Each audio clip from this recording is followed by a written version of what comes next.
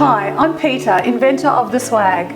Mushrooms are a love 'em or hate 'em vegetable in my household, but that doesn't stop me from buying them. The problem with mushies is knowing how to take care of them, especially when they often end up slimy and inedible just a few days later.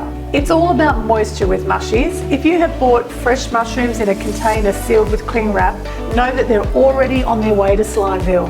So here's what to do. Firstly, keep buying mushrooms. They are healthy, super versatile, and they cook pretty darn quickly too. Great for those last minute meals.